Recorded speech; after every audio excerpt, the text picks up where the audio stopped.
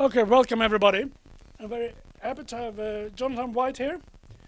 He's going to talk about, in the long run, the future as a political idea. Actually a theme that we have had up in a more kind of intricate philosophical way with Michael Rosen, but I guess this is going to be more heads-on, I think. Jonathan is a professor of politics at London School of Economics and also deputy head of the European Institute there. And you completed your PhD at the European University Institute in Florence in 2007, which I thought was recent, but I realized that's not recent anymore. That's what happens. Wrote a thesis on a political bond in Europe. And you had, I think, did you have Bellamy as supervisor, or who was it? He was one of my examiners. I had Peter Wagner. Peter Wagner, and Bellamy was one of your, people we all know. Anyway, so your research interest is in the field of political sociology and political theory, and a lot of focus, I think, on Europe, this troublesome place. And you've written a number of books about it. You've written about the meaning of partisanship, together with Lea Ypi, who gave a talk 1 week ago, political allegiance of European integration, and politics of last resort, governing by emergency in the European Union, and now, very recently, and I forgot to bring the book, but it doesn't matter because you put it there, in the long run, the future of political idea, the future as a political idea. So, go for it. Great, thank you, Gustav, and very nice to meet you all here in Stockholm. This book, which I shall be talking about, came out about 10 days ago, so you can almost feel the warmth in its pages if you get to touch a copy. It's about, and I noticed you didn't tell me. Sorry? You didn't tell me that it had come out. I heard it through someone else. Right, it's that's also true. Yeah, no, it's very recent. 1st of February it came out. So it's a book about how the future is used and abused in politics, and with a particular interest in connections to democracy. I guess the first thing to say about the cover, it's a cover with a tortoise on it, which is partly the whims of the publisher, but I don't think it's just the whims of the publisher. Of course, the tortoise, I guess, speaks to age-old questions of how much time we have, and the hare and the tortoise clearly is, going back to the ancient world, a narrative expression of this question of how much time do we have, and where the answer of the tortoise is, of course, plenty of time. Time for the qualities of deliberation, perseverance, care, hasten slowly, as they said, festina lente. And I think a theme that runs through this book is very much this question of how much time do we have, and the sense that in different periods, different answers, different intuitions have been, this question has been met with different intuitions, from the 18th century immediacy of revolutionary politics, where the temporal horizon is often very close and it's very about action in an immediate sense, to the indefinite future of the later Enlightenment, 19th century into the 20th century.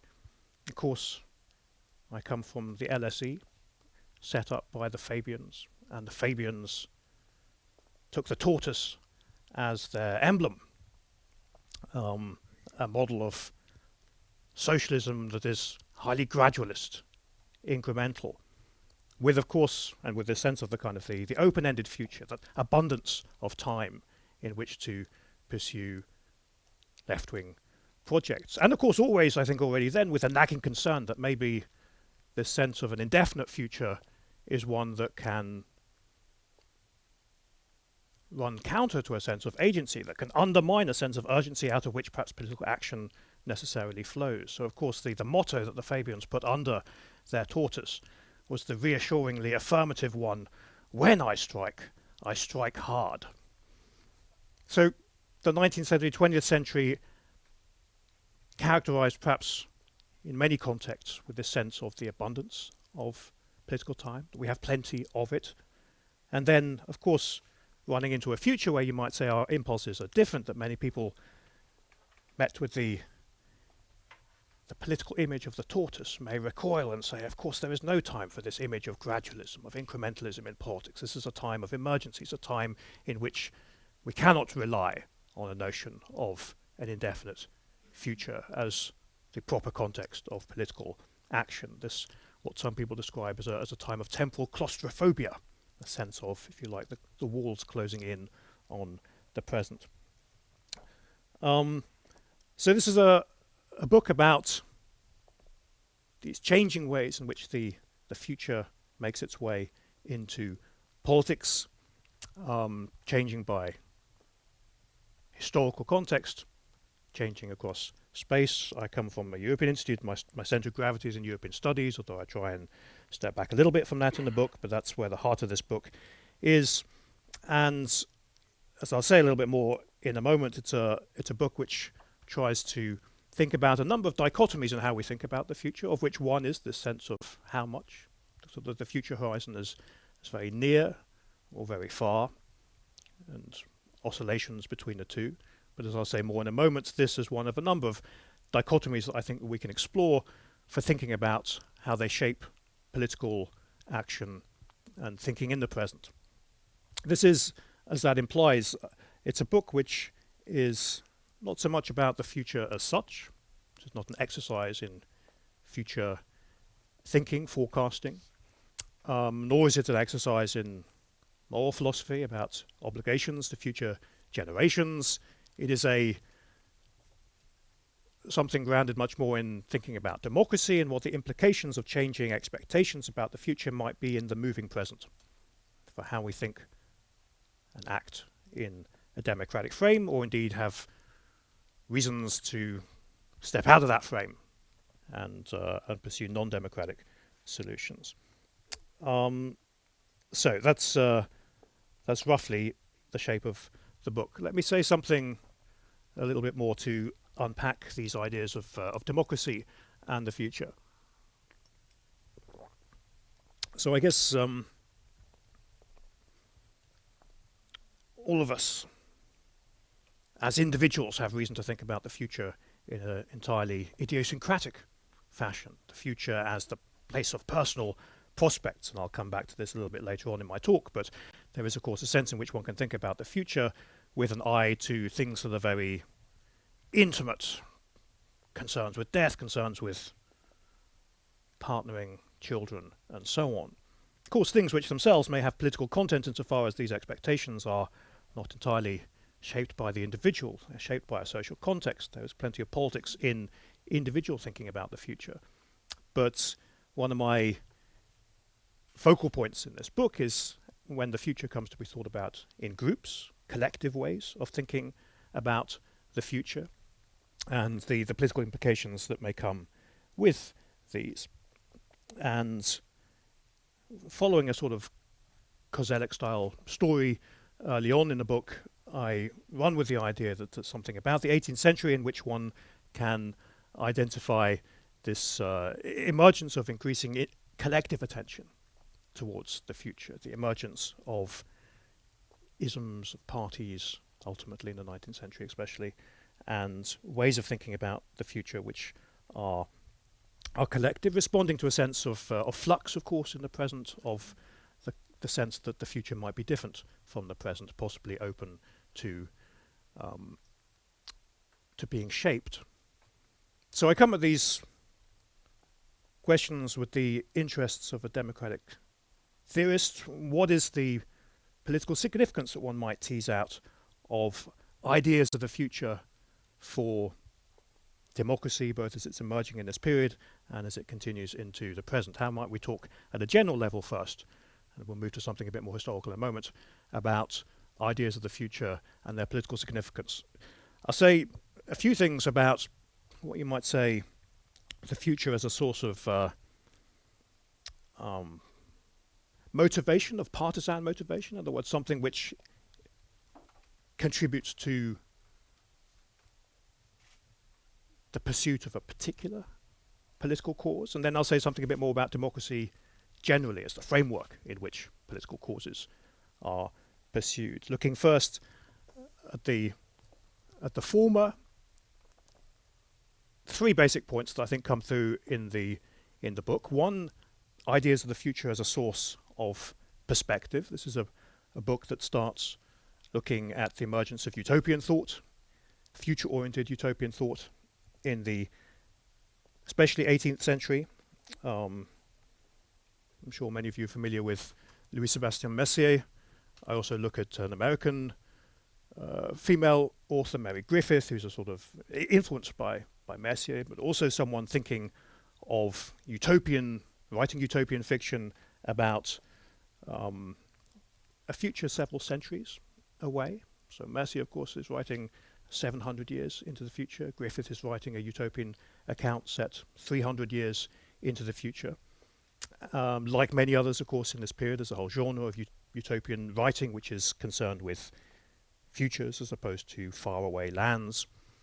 And clearly these are often exactly about conveying a sense of perspective on the present, taking distance from the present, offering a certain type of critical take on the present. So the future is a point of contrast, for better, for worse, of course, when we start to move to dystopian thinking as well, but some type of take on the present which holds out the possibility of structural difference, things which are fundamentally different as opposed to different in the individuals who may populate a particular setting.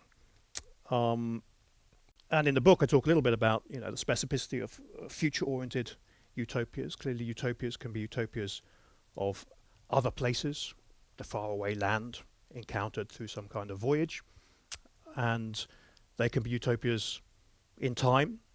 And I think one of the interesting things that comes with the idea of a future-oriented utopia is exactly that it puts the present, conveys a certain instability about the present. The utopia, which is a faraway island, of course, can live in parallel and is often suggested to live in parallel with the place from which the traveller has departed. The two are parallel worlds. Whereas a future-oriented utopia, something like Mercier or Mary Griffith, writing this book 300 years hence, it's a story basically of what gender equality, as we might talk of it now.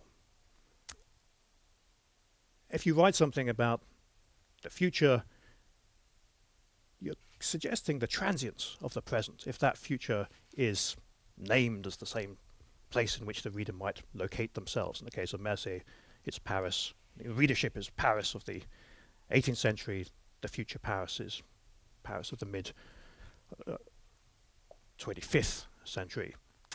So there's something about future-oriented thinking which not only provides a sort of critical distance, a sort of transcendence of the present, but one in which places the present in a very particular relation to this alterity by suggesting that it's potentially a phase, that it will be superseded with all the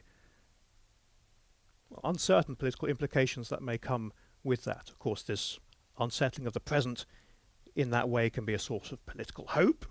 Mercier himself starts to take almost retrospectively credit for the French Revolution as having been inspired by his notions of the world beyond the Ancien Regime, that he somehow contributed to destabilizing this. I think historians don't take that particular suggestion very seriously, but nonetheless this notion that you might point to this vision of a different future as a source of motivation for engaging in political change in the present, I think is one current of thought that can come out of it. Of course, there is a sense in which utopian thought can be the opposite, almost something which, precisely because it suggests that the transience of the present society, that it doesn't invite agency. A lot of this, especially 18th century utopian fiction, I think sketches its future as not maybe one to be made by the generation of the reader. Certainly Griffith's utopia is almost about reassuring the reader that great change is not going to happen in their lifetime. It's coming.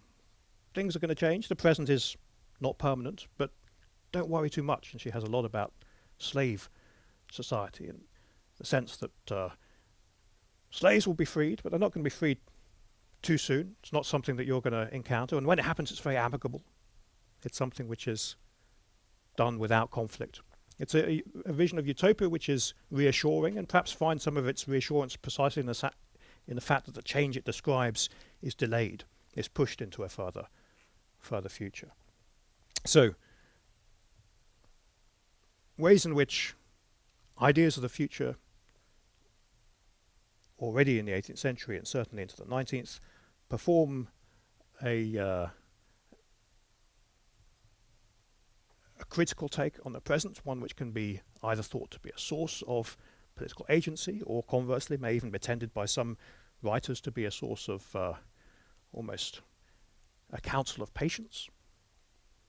But nonetheless, in both senses, the ways in which the future can play a function of offering a certain kind of perspective on the present.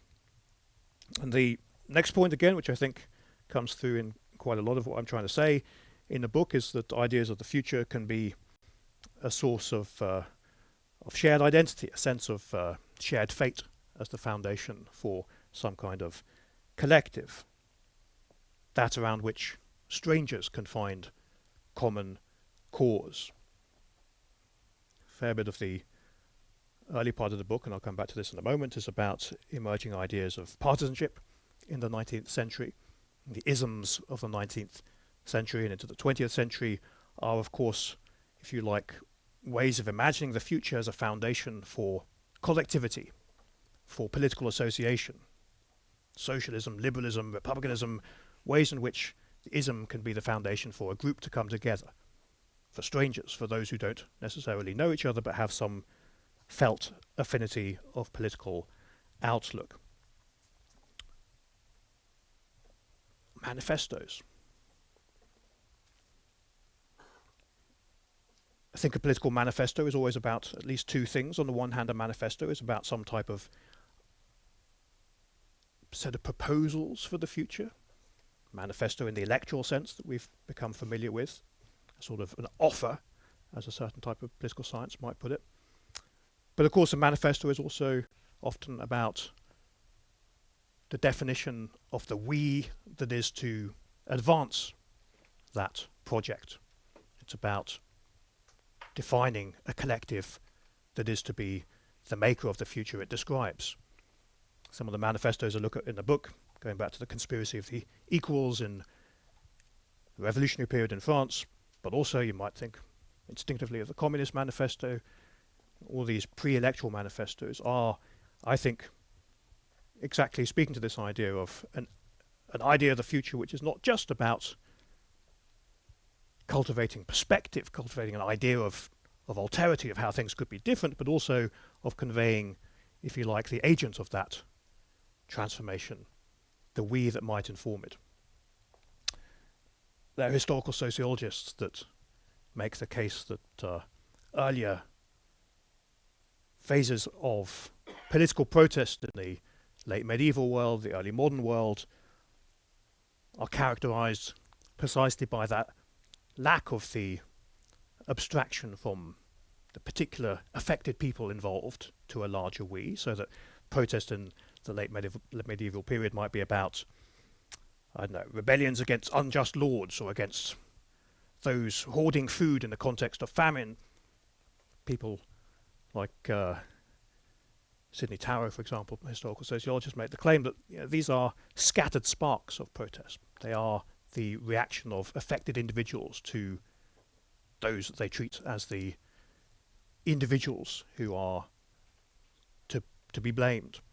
And you might say, well, what you're getting with these future-oriented definitions of collectives in the form of movements, parties, manifestos, and so on into the 19th century is precisely that capacity to articulate grievance in a way that goes beyond particular grievances with particular individuals, and therefore promises structural change and not simply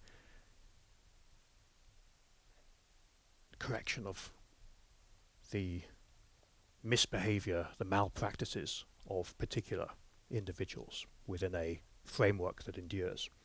So ideas of the future as a source not just of perspective on the present in the sense of how things could be different, but as a source of cultivating that sense of those who might collectively pursue a cause which transcends particular individuals and particular places. And finally, put down this point to do with commitment in adversity. Some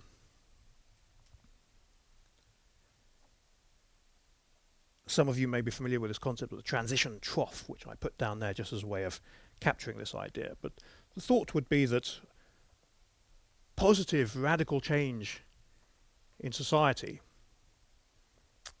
must always reckon with the possibility that things get worse in the short term. If you want to pursue some kind of emancipatory project, let's think, I don't know, as socialists or as environmentalists, and I think these are quite current ideas in the context of current climate change questions, that a positive political project intended to pursue structural change in response to certain types of problems of these kinds may often make things worse in the short term for those who might stand to benefit in the longer term, whether we define that as everyone or whether we define that as, in class terms, for example, as those who might stand to benefit from economic redistribution or structural change. And that, of course, is because there are vested interests, there are powerful groups in society that want to resist change. There are those that want to make sure that that kind of positive transformation doesn't happen.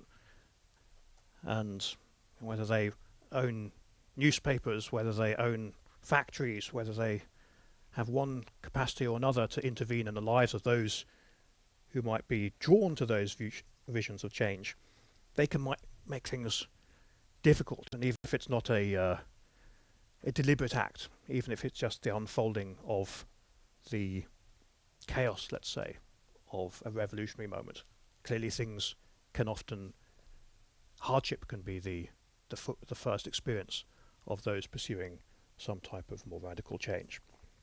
So you might say then that if there's something interesting about ideas of the future, again, that goes beyond the 2 points that I just made, it is perhaps the sense in which it's ideas of the future, of the further future, beyond this, the setbacks, the adversity, that may be the first effect of efforts to change the world, that need to be felt as a source of motivation, because if you're simply tracking the empirics of the moment, it's very easy to lose heart. I'll come back to this point later on with climate change, where we tend to monitor quantifiable goals, and often the empirical story is not necessarily a positive one at a particular moment. It's only by having that sense that you look beyond the trough, the dip, the bit when things get worse, that you have the motivation to persevere, to be the Fabian tortoise, if you like. So this is, as I say, another element that I try to tease out in the book as something of significance for democratic politics to do with ideas of the future.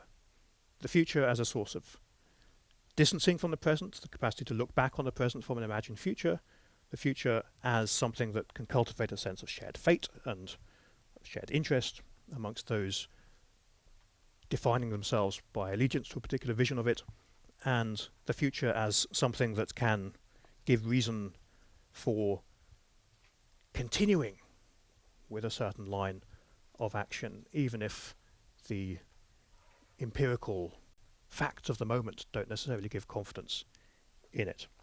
There's another point, though, as I said before, that I wanted to make here, again speaking at this quite general level about democracy in the future, which I think is an interesting one.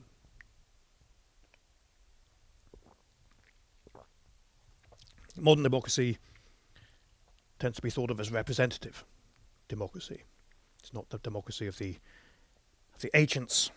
It's not the democracy of the forum of direct decision making, although clearly there's a large amount of democratic theory trying to resuscitate some of that conceptualization of democracy for the present. But go with a standard Benjamin Constant type reading that modern democracy is representative democracy. If we accept that for a moment, Well, representation always comes with problems, imperfections. What comes with representative democracy? Well, problems of legitimation. It's not possible to represent all interests, all concerns at once. There's always things which are left over. There's a reliance on institutions, procedures, things that mediate. And those are often things which are frustrating, have imperfections, things that don't quite work, or at least require a certain leap of faith to accept them as contributing to some notion of the public good. And representation, of course, means majorities, minorities, adversaries, accepting outcomes which you may think are entirely mistaken, election results which seem to give power to the wrong people, the wrong ideas, and so on. This stuff, of course, is all part of the common sense of representative democracy. It's what we see all the time. And you might say, well, how does it work in the light of that? How has representative democracy meant to function given these problems of disagreement, of imperfect institutions on which it relies? And of course, a familiar answer has often been something to do with time, the provisionality of political outcomes. Losers' consent, as the political scientists tend to refer to it, is founded perhaps in significant part on the idea that there is always a next encounter, a next moment in which the problems, the imperfections, the radical imperfections of the present can somehow be rectified. That may be the next election or the next series of elections through which those who are the minorities of the present can hope to become the minorities of the future. It may be to do with constitutional change, expanding the franchise, story of the 19th, 20th century, finding some reason to accept the provisional legitimacy of institutions and constitutions which are nonetheless in that period wholly exclusive as well as inclusive. Or we might even, as cosmopolitans, simply think, how do we accept the legitimacy of institutions that anything other than global? We might say that they have a kind of provisional legitimacy, grounded in some notion of future change, rectification, correction of everything that seems to be wrong about them in the present. So democracy, but especially representative democracy, as finding whatever legitimacy it can, and I don't want to suggest that representative democracy perhaps ever is fully legitimate, but to the extent that one can try to legitimize a system based on mediating institutions and highly imperfect ones, this notion of the future, I think, has been important. As I'll come back to in a moment, I think this is exactly one of the problems of the present, as people become doubtful of that future, of that sense of a future which can correct the short-term failings of institutions, the triumph of adversaries. Every political contest feels like the last political contest, feels like a showdown rather than one in a series with the prospect of future moments that can correct everything that is wrong with the present. So those are a few points on democracy and the future to try and give you sort of the flavour of the interest of the book. It's a book about ideas of the future as they shape how we think about politics. I put up this slide just to give you a sense of how the book actually looks. It's structured around a number of dichotomies, and I kind of explore them in a sort of hybrid fashion of analytically and historically. So this tries to tell a sort of semi-chronological account of modern democracy from that point of departure I mentioned to do with 18th century utopian thought through to the final two chapters, which I put on the slides that follow, to do with contemporary politics and the emergency politics of the present.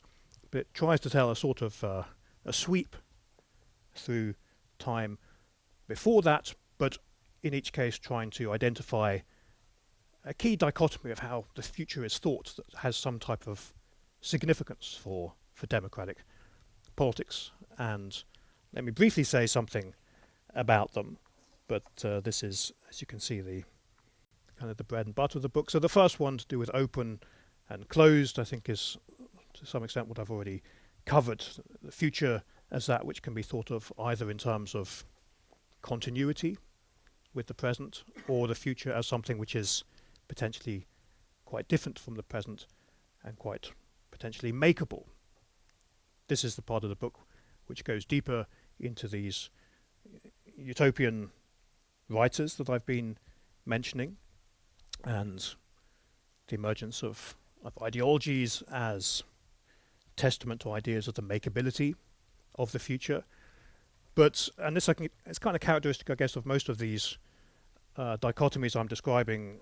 I want to suggest that there is a sort of a genuine tension that cannot be resolved simply by plumping for one or the other. So when we think about the place of the open future in democratic thought, of course, in some sense that seems to be entirely resonant with ideas of freedom, collective freedom, that we think of the future as something makeable. But this is a chapter which also tries to talk about not just the makeability of the future, but constraints on that makeability, the need not just for, if you like, revolutions, but constitutions, for continuities across time, closure as a source of democratic politics, as well as radical openness.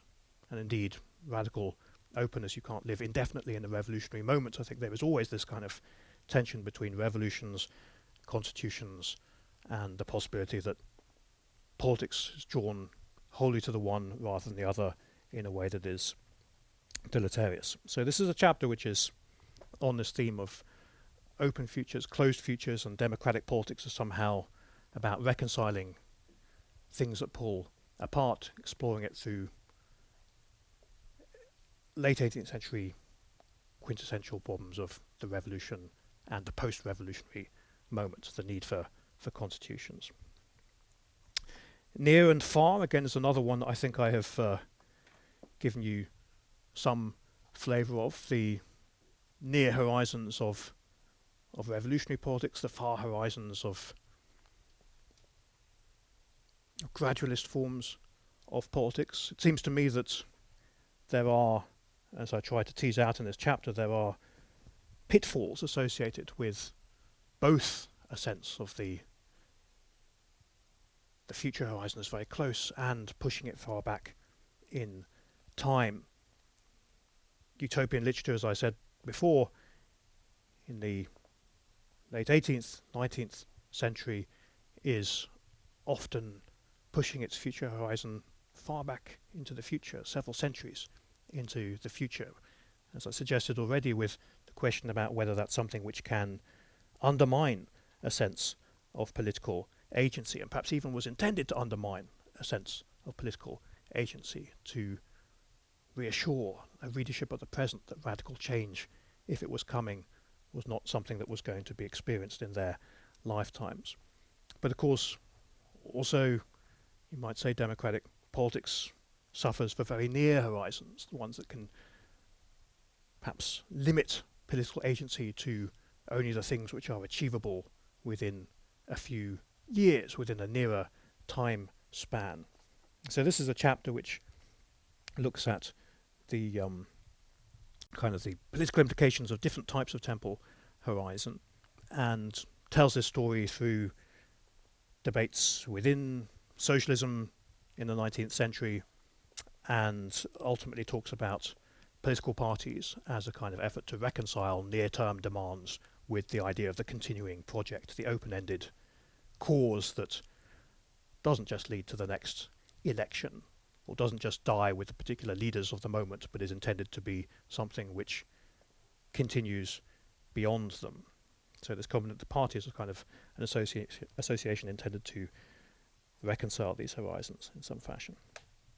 In this chapter on Imagined and Calculated, I start to talk about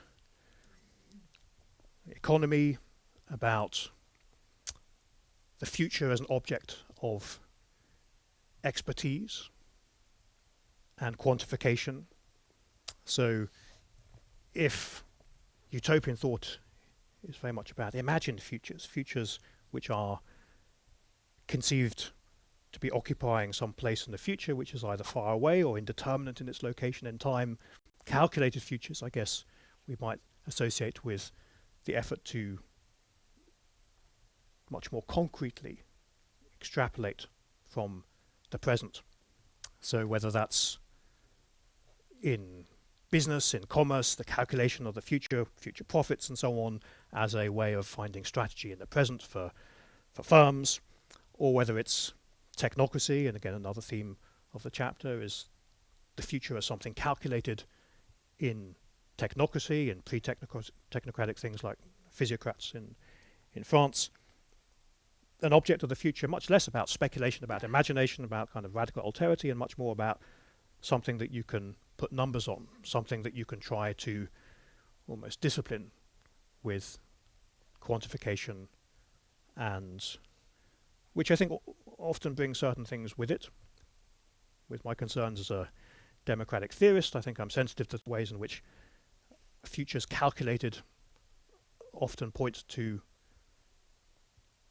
a future to do with expertise, to do with privileging those who can claim expert foresight into the future, hence technocracy.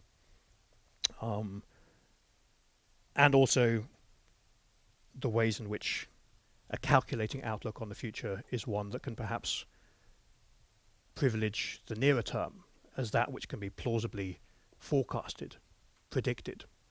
Think of all these accounts in which capitalism is said to bring a focus onto a nearer future. I think it's partly to do with, to the extent that you want to make the future an object of calculation and predictability, clearly that works better within those horizons in which one can plausibly extrapolate from the present.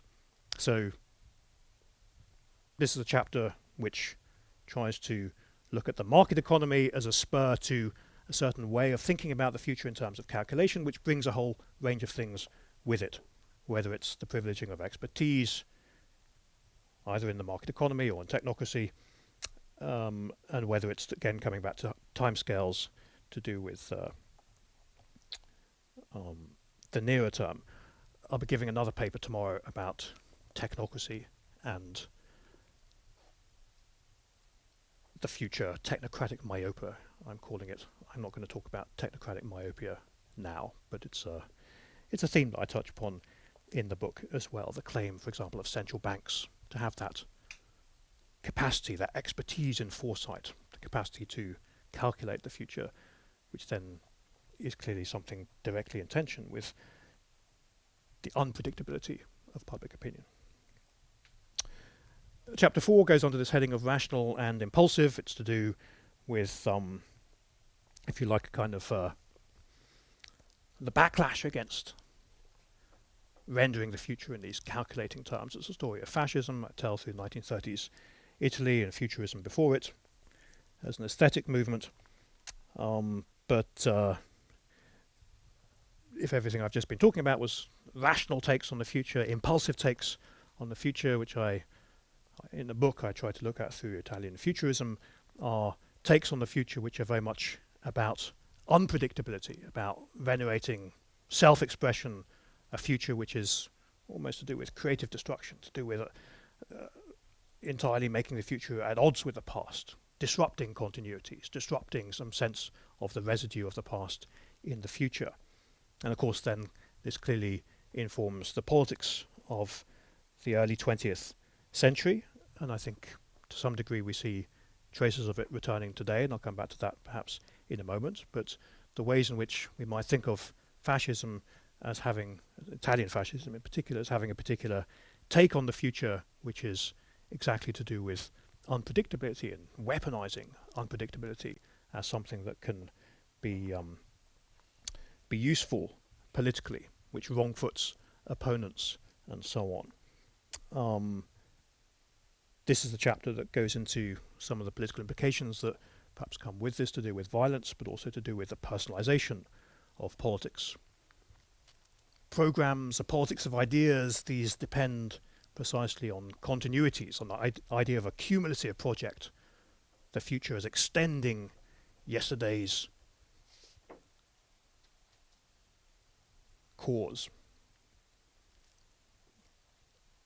Ideas of the future as creative destruction, as to be made precisely detached from the past and the present, are to that degree entirely inhospitable to the idea of the program, to the idea of the cumulative cause associated with socialism, liberalism, and of course they are in the 1930s in Italy often defining themselves against socialist and liberal ideas of progress, of the cumulative story across time, of historical change.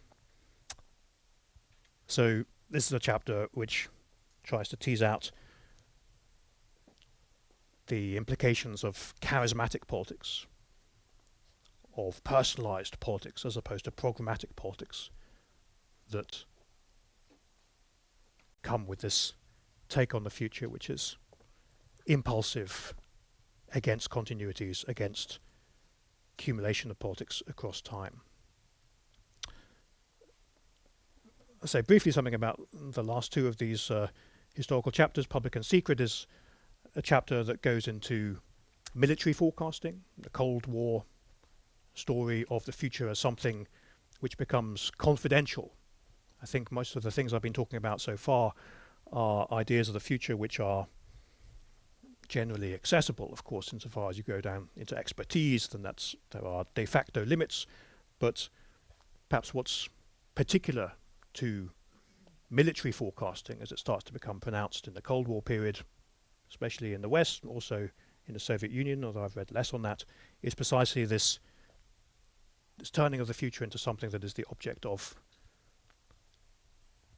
confidential knowledge, something that is not to be shared, something which is,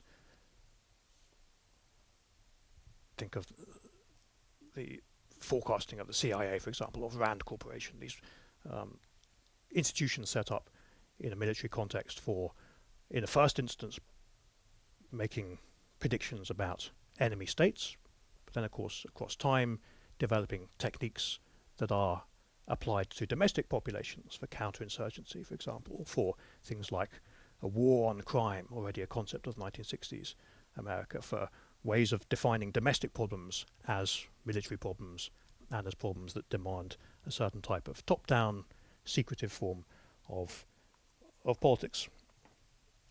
And the chapter tries to tease out the place of the future in this emergence of secrecy in this period, and also comes, especially here, to conspiracy theories as an emerging phenomenon to do with this. I think central to many conspiracy theories is exactly this bifurcation of the future which is generally thought to be coming, to be expected, and the notion that some have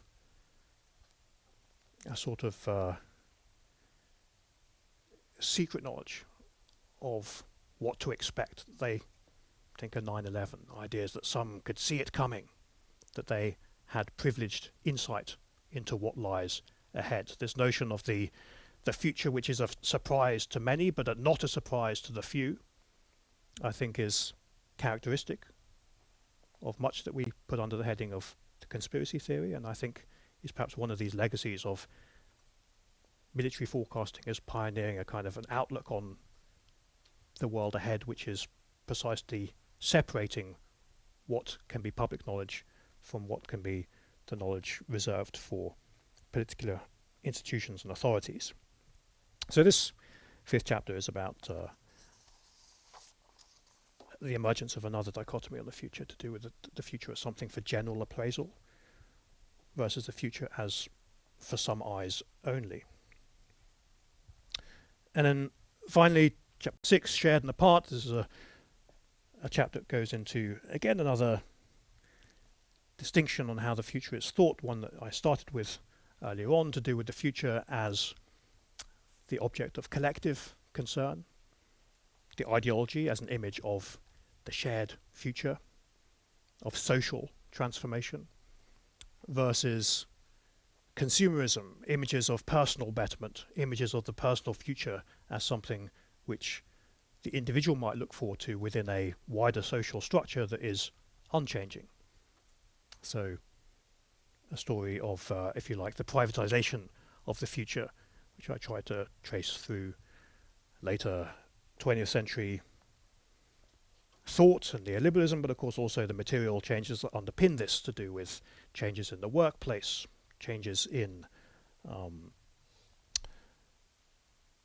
capacity of individuals to insert themselves into a collective vision of the future, or the extent to which they are forced back on more privatized images of the future.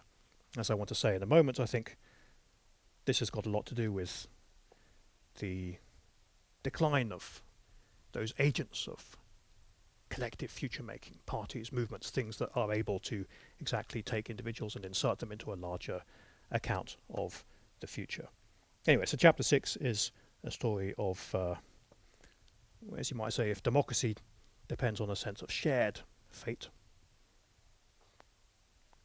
consumerism tendencies within capitalism over, certainly in the post-1990s world, are ones that point towards the fragmentation of the future into smaller parts.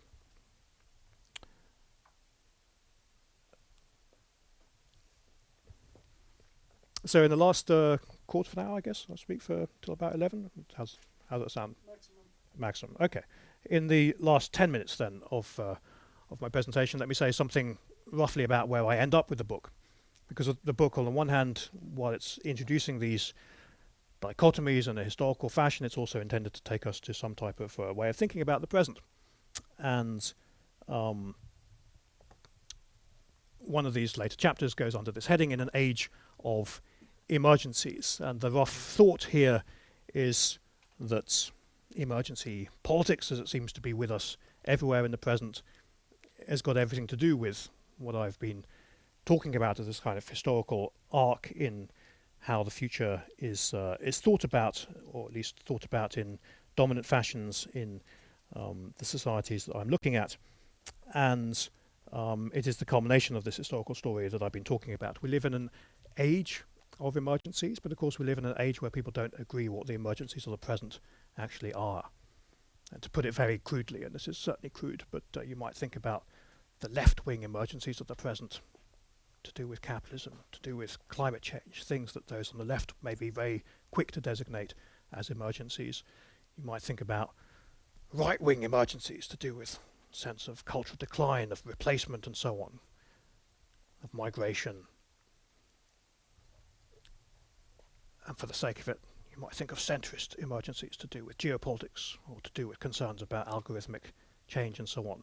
Very crude separation, but roughly the thought would be we live in an age in which everything seems to be about emergencies, but the implications for democracy might be far more straightforward if we converged in our understanding of what the emergencies of the present actually are. But we live in an age where not only does everyone want to talk about emergencies, but they want to talk about different emergencies. There is lack of agreement on what the emergencies that characterize the present are. And as I try to argue in the book, this is on the one hand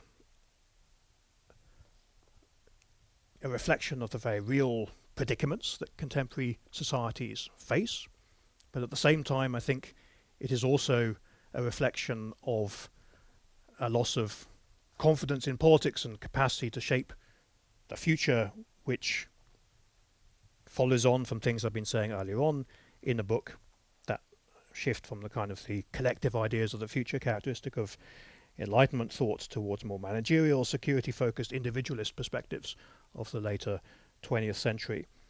But not just changes in how politics is, of how the future is thought politically, but also how it is, how ideas of the future are given credence. So parties, political causes, as things which are the sort of the necessary political underpinning of ideas of the future. And as parties shift in the later 20th century from being things that define themselves by an indefinite cause, an ism, socialism. Think of British Labour, never starts talking about socialism from the late 90s onwards. The term is gone, the ism is gone. Parties become defining much more themselves in terms of the manifesto for the next election, rather than the ism that transcends particular elections and is the indefinite cause that they define themselves by. And as collectives, like parties, but also collectives like trade unions, for example. As collectives retreat in one way or another, it seems to me that it's not just that the capacity to think the future, but the capacity for the ideas of the future to have credibility starts to fade as well. These collectivities are what can give reassurance about the future, about the sense that there's some kind of cause that continues after what the individual can contribute to it.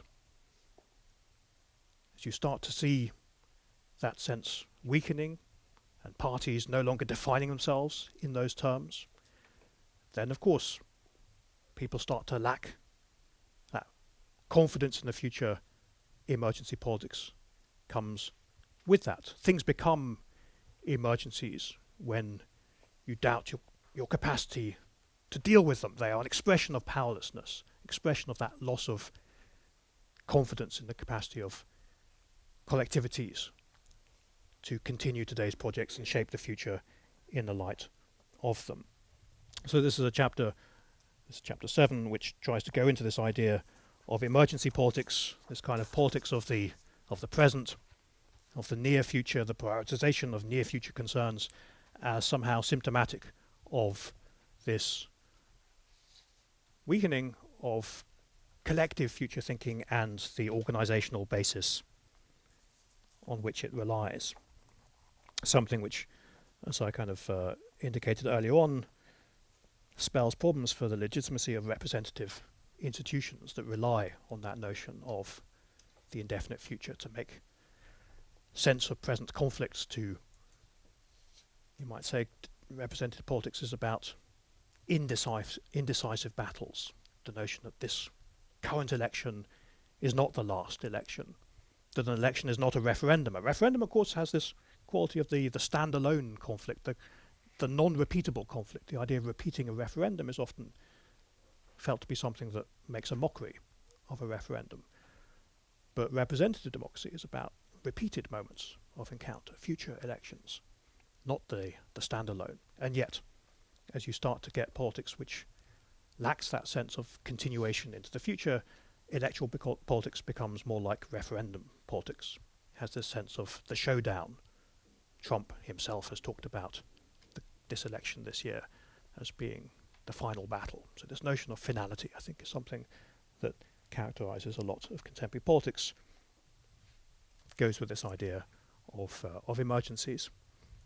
And very finally, just to round things up, the final chapter is a chapter that tries to tease out some of the democratic implications of this story for contemporary politics and the sense in which democracies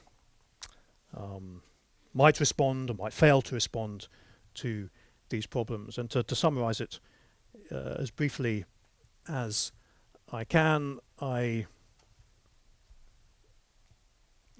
don't go down the route of saying if representative democracy has this reliance on the future, is perhaps the answer direct democracy? Might we think about contemporary democracy as having almost outlived the prerequisites of representative democracy? Many people, of course, are exactly making this argument that we should not think about how we deal with climate change, for example, in terms of representative democracy. We need to go to citizens' assemblies. We need to go to these types of organisation which are much more immediate, which are not about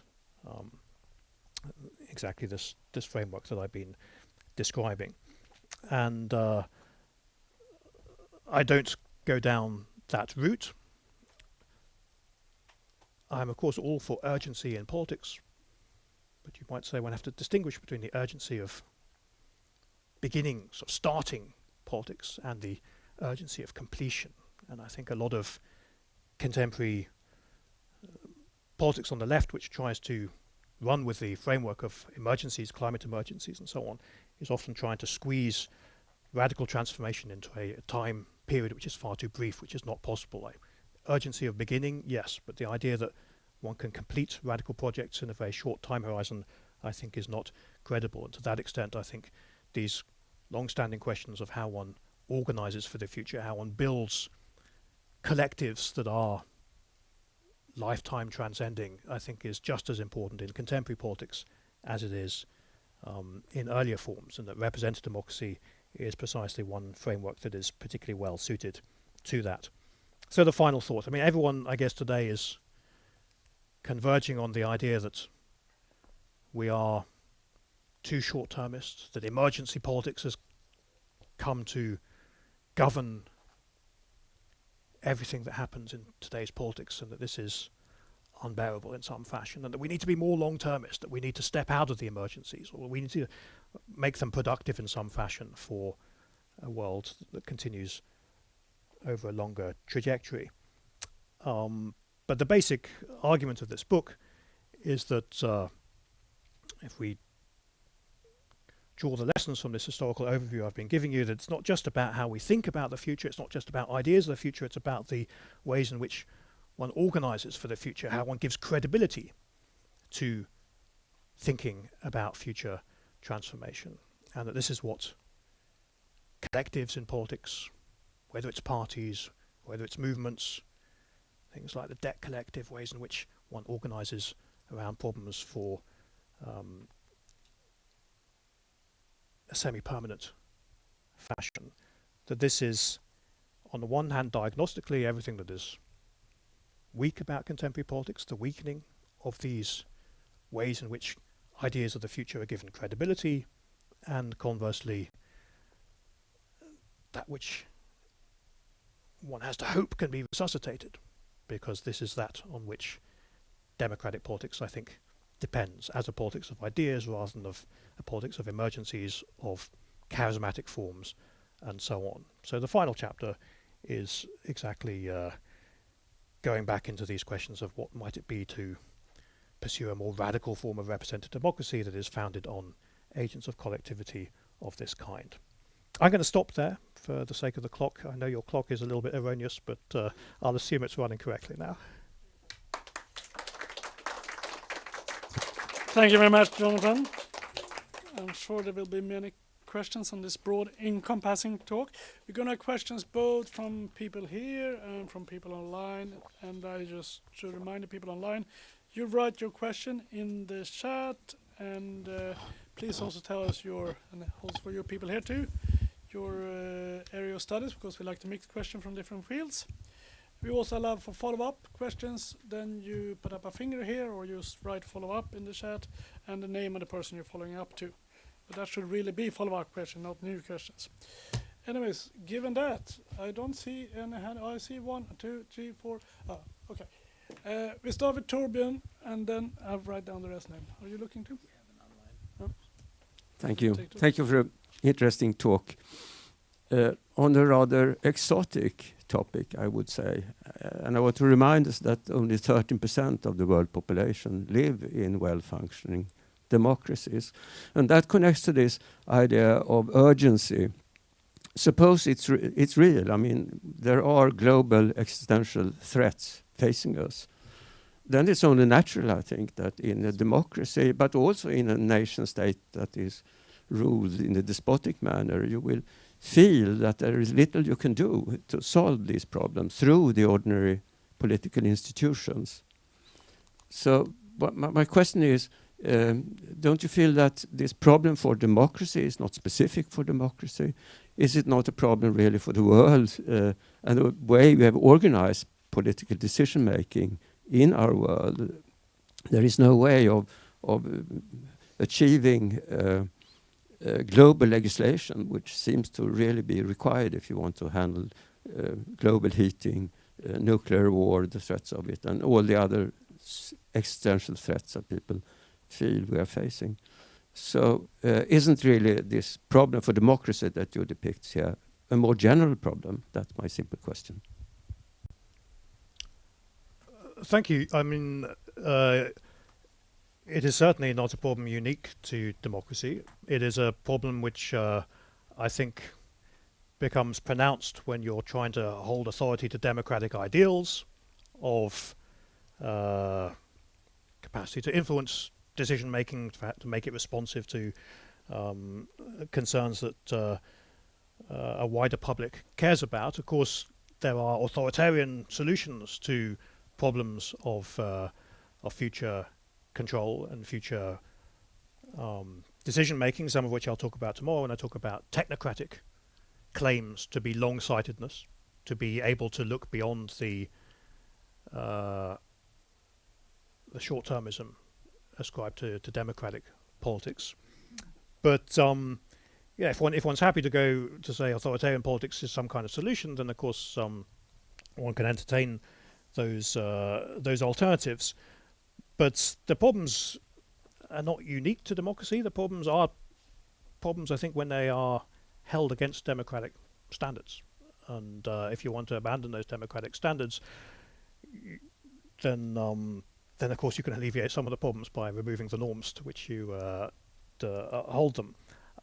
By the way, I'm not making the claim necessarily that Western democracies are well-functioning democracies in any stretch of the imagination, partly because they are wholly imperfect. I think that is one reason why they need that kind of conception of the future as a place of coping with everything that's wrong with them in the present. So the consequences of the future foreshortened are especially problematic for ill-functioning democracies. Yeah, so I don't think anything I'm saying requires it to be a problem unique to democracies, but the force of the concerns, I think, comes partly from thinking about these problems in the light of democratic ideals. Happy with that, Torian? I'm happy with that. That's surprising. The lady? Does it know? I don't know. Hi. Antoinette Schertz, Stockholm University in the philosophy department. Thank you so much for the talk. So what I want to press you on is the distinction between the two forms of democracy and their relationship to the future or short-sightedness. So as I understood you, you're saying that representative democracy is always connected to the future and in some ways looking for long-term solutions, and we're going beyond, right, these very radical kinds of ways that some people think about direct democracy and referendums in particular. But I'm wondering really whether the connection in this way is intrinsic to these two forms of democracy. Right? Some people might say, well, we have exactly a problem with representative democracy because we have these short-term cycles in which we elect people and then they run again and they are interested to be re-elected, and therefore they're interested in programs that are only lasting for like 4 years or so at max. Well, we might think that actually direct democratic forms, and maybe not so much referendums as they are practiced in some countries, but citizens' assemblies, for example, might be much more directed to these long-term solutions because people are exposed to experts and they are thinking in ways that might affect their children and so on. And they are not prone to these short-term ideas that are just lasting for 4 years. So do you think there's a necessary connection that this direct democracy is short-term and representative democracy is long-term, or might there be more creative ways in which we can actually use direct democracy to be more long-term directed? Thanks. Thank you. And yes, I mean, I'm writing in awareness that many people might exactly want to flip the relation in the way that you suggest, that ideas of democratic myopia come from the thought that electoral politics either gives representatives reason to listen to a public opinion which is impatient, that wants immediate satisfaction, and therefore discourages attention to concerns in the further future, or that even if public opinion is not impatient in that fashion, that there are kind of institutional incentives why representatives might want to distinguish themselves from those that they are replacing, the previous government, or that give them reason to want to politicize things that otherwise could be a source of longer-term consensus. So, yeah, this kind of story goes back to, I guess, Tocqueville already. And conversely, as you say, there are those that would argue that direct forms of democracy, because they escape some of those patterns, they can be more attentive to the longer term. I'm trying to write the other way around, and that's partly for reasons that are not just about future-oriented politics, but it seems to me that some of the problems with direct democracy are problems to do exactly with the capacity to pursue consistently a further longer-term project. Citizen assemblies, let's leave aside referenda because I've mentioned referenda already, but citizen assemblies often rely, for example, on random selection, on the recomposition of decision-making bodies on a random principle, lotocracy, which I think is something which precisely interrupts cross-temporal consistency, cumulative projects, things which are carried on from one assembly to the next. So insofar as direct democracy in the large state, unlike direct democracy in the small polis, is something that often relies on randomness as a way to make it work, I think randomness is actually something that can precisely interrupt this aspiration to longer term politics, because every randomly selected assembly may have preferences which are different from the previous one. You have to, of course, accept that possibility, otherwise the whole force of the framework falls on the expertise that directs these assemblies. Whereas representative democracy, insofar as it is about continuing entities like parties, which of course have increasingly become much more short-termist, professionalized, leadership-dominated entities, nonetheless amongst their ranks include those who often are very much concerned with longer-term issues. The activists within a political party are often those who are still concerned with the isms by which a party might conventionally define itself. And so I think it's actually, insofar as contemporary representative democracy might be accused of being a kind of a series of organs of short-termism, of electoral strategy and so on, I think that's got a lot to do with who has power within the organs of electoral democracy, and to the extent that they are dominated by party conferences which are dominated by leadership, then you're likely to exactly get the kind of pathologies that you're talking about. Other forms of electoral partisanship, which privileged other types of group within the collective, might exactly give voice to those that I think still have that concern, not just with the next election, but harmonizing that to a longer term political project. So I absolutely take and I write in awareness of the kind of concerns that you're identifying. I think some of them are perhaps a little soft on direct democracy, which I think is also prone to the kind of short-termism that we might look to it to avoid, because I think randomness is quite important in this. But I think also representative democracy, it's a question of how it's configured. It's a question of who has power within its the organizations that compose it. And we can certainly be pessimistic and say that the rot is set in so deep that there is no resuscitating the longer term parties of 20th century politics. And we may, of course, look at barriers to electoral entry that make it harder for new parties to be formed and so on. So I'm entirely cognizant of the challenges of making representative democracy work. But I don't think it's intrinsic to representative democracy that it has these short-term horizons to it. I think it's got a lot to do with where power lies within the collectives that make up representative democracy. Happy with that? Yeah, sure. Thank you. Very good. Then we're going to have the next question from online, Derek Woodgate from the Futures Lab. So if you turn on your microphone. Yes, I've just done so. Can you hear me? Yes, we can hear you. You can. Excellent. Thank you. Good afternoon, actually. I'm calling from Saudi Arabia, so a little different. So I'm from the Futures Lab Inc. I suppose we're involved predominantly with revolutionary futures or radical discontinuities. So, but my question is, I wanted to know to what degree, I'm really looking forward to reading the book, by the way, so I'm well done, Jonathan. Good presentation. We lost you a little bit I'd- there, so you have to repeat the last sentence. Oh, I said, and I've just said I'm very much looking forward to reading the book. But my question is, to what degree have you included areas such as the impact of radical arts and cultural movements? I mean, past movements like Fluxus and Neoism, or the Beats or whatever, and now things like transdisciplinary scientific arts, like garage genetics and artificial life and stuff like that, into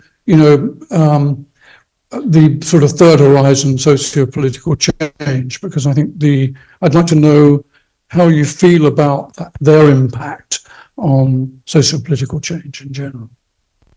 Can I just ask what the key word was? Is it cultural movements or? Yeah, culture. Culture, radical arts and cultural movements. Yes. Okay, thank you. Well, I don't think I have specific things to say about them, although some of this book is, of course, insofar as it talks about Italian futurism, interested in how cultural movements can have political consequences and can feed ideas of the future into electoral and then authoritarian forms of politics. But I guess my general intuition is that the ways in which the future becomes politically significant is often to do with when ideas of the future acquire a certain type of authoritative status, whether it's through representation, as we've been talking about it in electoral institutions, whether it's through other forms of public authority and so on. And cultural movements can, of course, try to leave their mark on those authoritative representations of the future and try to shape them. But the ones that ultimately tend to have greatest power are those that leave their mark on authoritative institutions. So I guess, and this is not something in answer to your question which the book goes into in any great detail, that if one wanted to schematize about where cultural movements lie within a story of political movements, then you go back to, I guess, Gramscian ideas in which the ways of cultural thinking can shape political hegemony, can be that which disrupts it, that tries to unmake the dominant ideas of the present. But the ones that really, I think, carry greatest political weight at any one moment are the ones that can find some type of political articulation through bodies that have institutional authority. So yeah, I give you a schematic answer, but it's not something which I guess one might pursue the question by saying, is there anything particular about the present that gives more power to cultural movements? If we're telling a story about the crisis of political institutions, of political authority, you might perhaps interpret that as the kind of unmaking of the separation I just gave you, whereby we look to political authorities for ideas of the future that have the greatest weight. And you might say, well, if political authorities are in crisis, maybe that makes it a free-for-all. Maybe we can look to non-authoritative forms of collective futures thinkings as those that can imprint themselves all the greater because of the crisis of political and democratic authority. So maybe there was a shift going on, but I would still assume, even in an age of political crisis, that cultural movements and their ideas find their highest form of influence by influencing political actors. Yeah. Happy with that? Yeah, sort of. I'd love to take the conversation into a different arena. Of the cultural movements you have in mind, because clearly I'm speaking fairly. Oh, I think if you look at what's happening, particularly with the transdisciplinary sciences, in things like the transdisciplinary sciences, which are now going into cultures like, for example, garage genetics and things like that. Ultimately, they have they have the potential to have a big impact on social change, which ultimately can have a big impact on political change, right? So if you take things like the Beats and gay rights to a certain degree that were influenced by the early Beats, which was a movement, it did ultimately have a large impact on political decision making. So I'm thinking from that type of perspective, right? Sure. I mean, we've briefly touched on a climate emergency. I mean, I guess one might talk about Extinction Rebellion, for example, as something that comes out of movements that lack any authoritative status and try to leave their mark on authoritative politics, which is considered deaf to their concerns at the point in which they organize. So again, the crisis of political authority sparks these efforts to shape it, and the language of emergency is clearly something that is expressive of that, because when you feel that political institutions are hard to influence, hard to touch, then it's only by scaling up demands in that way that you can try to reassert the capacity to shape the future that is felt to be waning. So clearly there are social movements in the present, I think, which exactly find their impetus from some distance from political authority. So yeah, it certainly, and we haven't touched, of course, on Silicon Valley and all the ways in which kind of ideas of the future are being made by those with great economic power rather than cultural capital. But maybe that's I was something actually going to follow up exactly towards that direction. Thank you. And ideas like transhumanism, and is that exactly. somewhat in the ballpark of what Derek is asking? And you didn't mention anything about the idea that actually what it is about overcoming death, and that we should live forever, and this is the Nick Bostrom style, very clear utopian ideas. Does that appear in this kind of discussion of democracy and the future? I mean, they don't often speak about democracy, I should admit that. Well, exactly. I guess that's where I would immediately go. I mean, I think, these are the ideas of powerful people. These are the ideas which are certainly the ways in which the future makes its way into Sunday supplements, into contemporary media discourse. It's often shaped by these types of much more exotic to use. Our fellow colleagues like Nick Bostrom and others. Absolutely. This notion of the present as a kind of critical moment, which is to be approached with the hinge of history. Exactly, the precipice, as Toby Ord calls it. I don't go into great depth in the book on them, but I think they do have political implications. I think one of the political and democratic implications is that once you bring this further future into thinking, the transhuman, the post-human, the future which is on a scale almost of evolutionary change, then clearly that has implications for how one thinks about the present. And clearly many of those who are concerned with this way of thinking about the future is precisely the flattening effect that it may have on the present. What is the scope for political agency in the present once you expand the future to the scales of evolutionary change? Well, we touched on the answer already. Of course, you can redefine the present as a critical moment. I mean, if the concern of the greater temporal scale is that the present can become flattened, then you can turn the present into a critical moment. And of course, a lot of these discourses are about the existential challenges of the present, the ways in which there is no time for error, the ways in which certain things are almost too big for democratic politics. So I think these are influential but not democratic ways of thinking about the future. If they become more influential than they are, then I think they might have real consequential challenges for democracy. I don't think we're there at the moment. I think they're somewhat they inhabit a world of discourse which I think is much less consequential for everyday politics than we might give it credit for. But the concern would be that either by thinking on the transhuman scale, the problems of the present become, questions of justice, questions of inequality become essentially trivial because the much larger time scale is what matters. Or the problems of the present become existential problems, because ultimately what matters in the present is that you survive to make that future possible of transhuman actualization, of interstellar travel or whatever.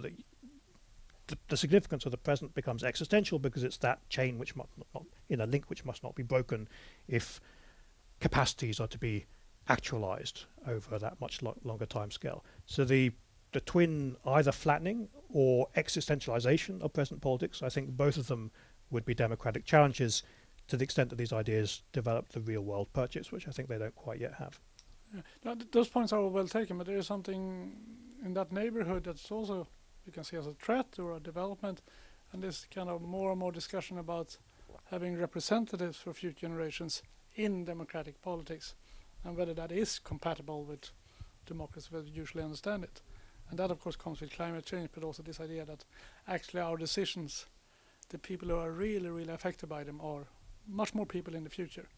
So in that sense, I mean, there are calls for changing our representative democracies.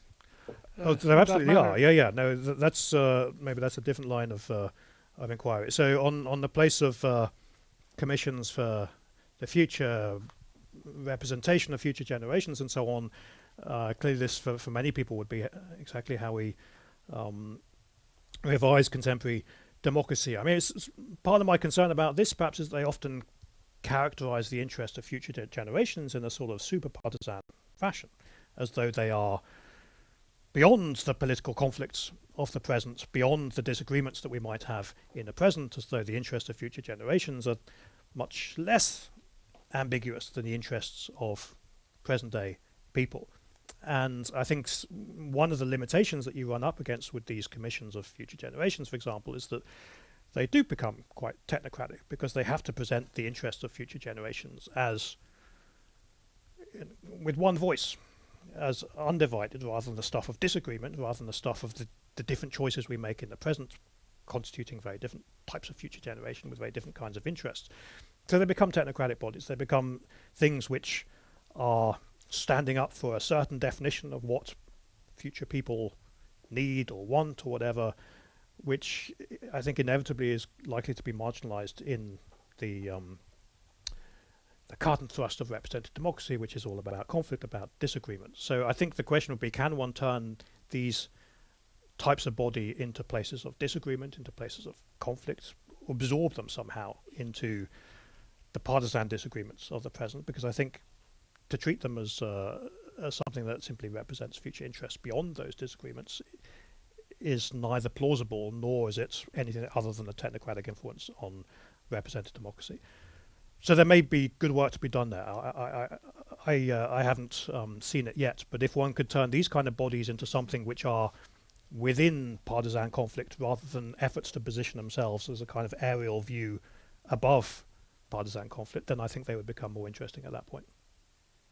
More to say about that, so it's time to let in some political scientists. So, Joseph, the microphone, where is it? There. Yeah, thanks a lot for your talk. I found it very, very nice. You talked about the time before the appearance of collective isms. So I would like to know a bit more, why was there the transition before the 18th century towards a more like collective idea formation in politics? Is this like a effect of the Reformation, or why did it come out? And then one more time I would like to, I mean, others have done this already, but like push you a little bit more, like, okay, and so how does then the future look like if parties are really at the end of their political lifespan?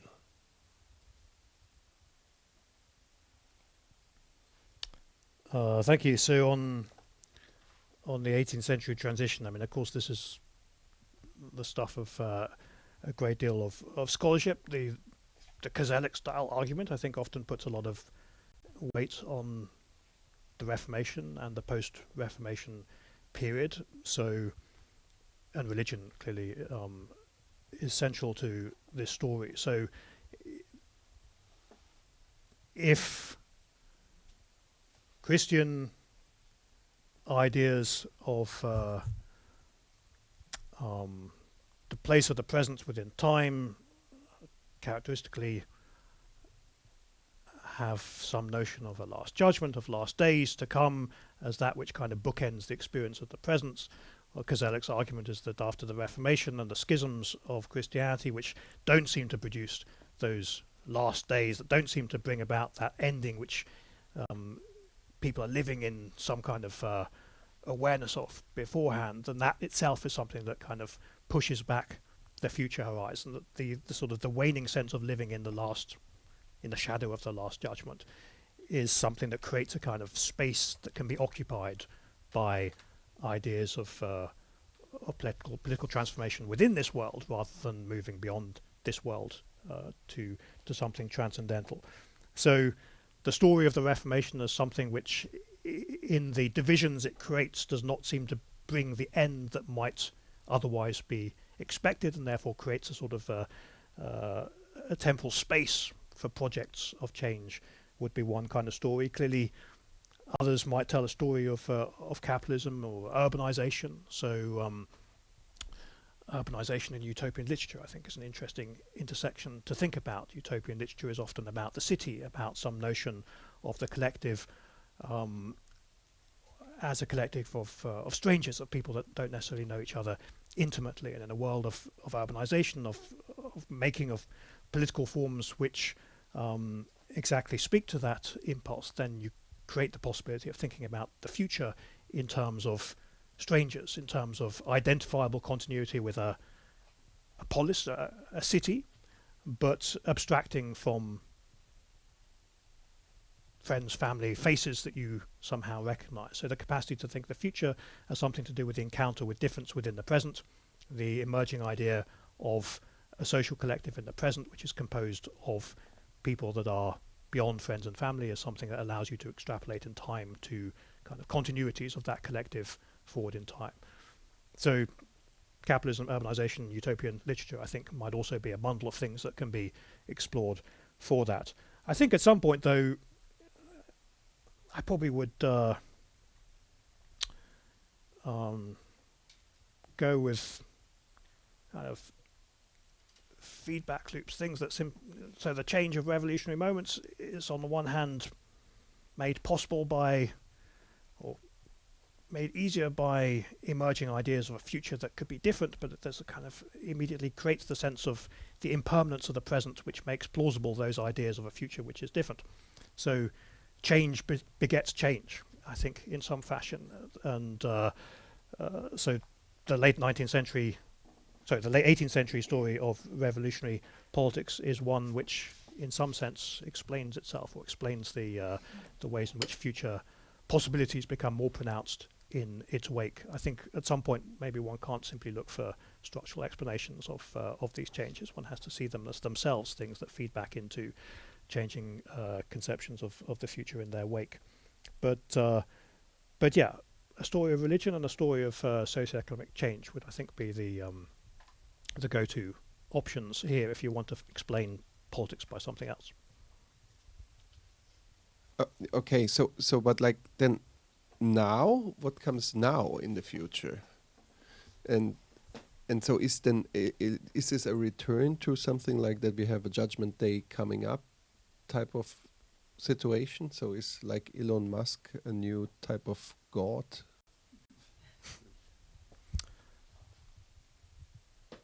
Clearly, there's a lot being written about the return of apocalypse, the return of, I mentioned ideas of finality, last battles, electoral conflicts as somehow shaped by this sense of finality. Or if you want to think of another return, I guess you might think about, insofar as to tell a story of the abstraction from protests which are about particular people and about those affected by them. I mentioned lords, I mentioned grain hoarding and so on. The medieval protest as targeted at particular faces that holds responsibility for particular people. And if the programmatic ideological politics of the modern period is about trying to abstract from grievances directed at individuals to grievances directed at structural problems, trying to articulate structural limitations, then of course there is a sense in which you might say we're seeing a kind of repersonalization of politics, a kind of recentering of grievance on faces, on individuals who are held responsible for what is going wrong. That can be migrants, that can be leaders who are repersonalized as people either to be venerated for their competence, but more often criticized for being incompetent, for being malevolent, for sort of the recharacterization of representative politics as personalized politics, as opposed to a contest of ideological programs. So that might be another way, I guess, in which we might then start to talk about a kind of a modern interlude, which is about the abstraction from individuals towards more collective and programmatic ideas of the future, that maybe we are starting to go back into something that looks more familiar to the period before that. Of course, as with all these kind of post arguments, it's never a return, because you always have awareness of what's happened in the interim. So it's never going to be a return to that pre-modern world. But I think there are continuities. I wrote an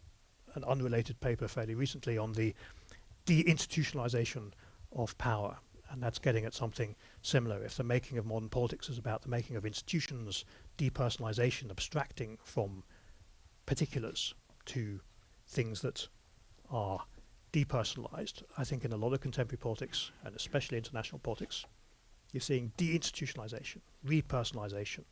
On that note, join me and thank Jonathan for this intriguing talk. We're going to have more seminars. There was a late cancellation, so I don't know if there's going to be a seminar before the sports break, but after that we have Claes Lernestedt who's going to talk about Frankenstein's hairs. He's a professor of penal law. And we have Wendy Wong who's going to talk, I don't know what the talk's going to be, but she's a professor of political science from British Columbia. You're welcome back then. Thank you very much.